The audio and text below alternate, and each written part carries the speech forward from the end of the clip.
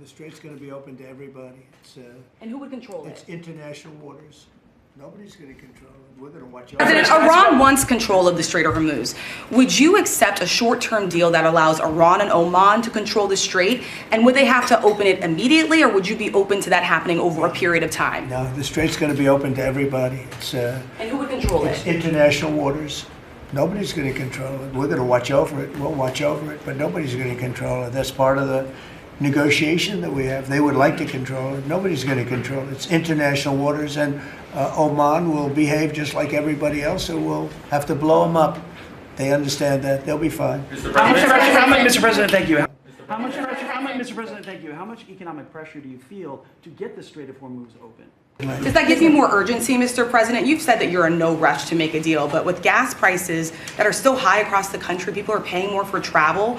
Does that give you more urgency to make a deal? Why doesn't it? Well, I'll tell you the primary urgency I have. I said this, it wasn't covered properly, but the primary urgency is that we can't let Iran have a nuclear weapon. But at the same time, we have a tremendous amount of oil, gas, coal. We have tremendous amounts of energy. We're blessed with something very special. Those prices are going to come down. They're going to come down fast. I think that you'll see, actually, Todd, I think you're going to see lower prices that we had even before we did this. Now, I knew there'd be an increase. I said, we have a choice. We don't have to do anything in 2 years or 1 year or 2 months, because Iran would have had if we didn't hit them with the B-2 bombers, Iran would have had a nuclear weapon within 2 weeks from that date, because they were ready to go. And if they had a nuclear weapon, it would have been used already. It also would have been used had I not terminated the Obama deal, the Iran nuclear deal, as we call it. That was in my first term. Had I not terminated that, they would have had a nuclear weapon a long time ago. I would say it was a guarantee that it would have been used, and it would have blown up Israel, it would have blown up the entire Middle East, and that's never going to happen. Yeah, please. Mr. President, on the shooting last Iran, would you be comfortable with Russia or China taking their stockpile of highly enriched uranium, and have they offered to do that? No, I wouldn't be comfortable. Mr. President, That would not make me comfortable. is the U.S. considering easing sanctions on Iran to allow Iran to sell its crude to market? No, we're not talking about any easing of sanctions or giving money. No sanctions, no money, no nothing. We have control of money that they claim is theirs. We'll keep control of that money. And when they behave properly and when they do what's right, we'll let them have their money. But right now, we're not doing that, and it's not. One thing is not contingent on the other. No better now. We could close that out very quickly if we can do it in a different way than God and with JD and everybody else. It was amazing.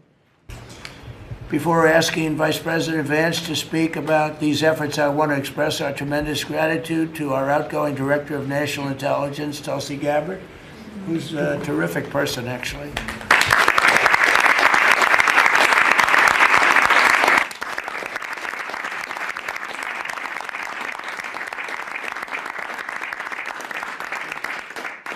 And Tulsi's worked tirelessly to restore trust and focus on the intelligence and with the intelligence community. They all respected her.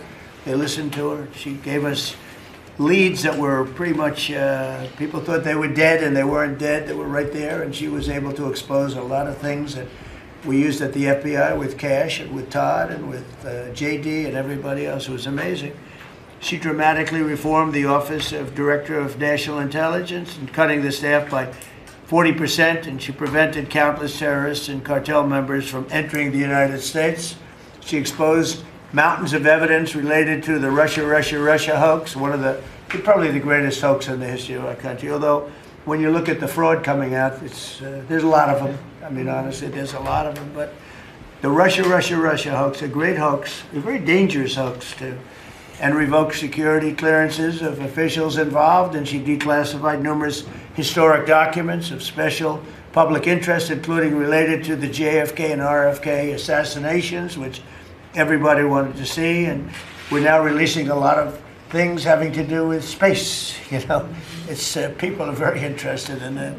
It actually became the #1 topic. We're releasing a lot of information having to do with terrestrial things, and people are totally fascinated by it. It's amazing. I wasn't sure if they would enjoy it, It's literally trending #1. Can you believe it?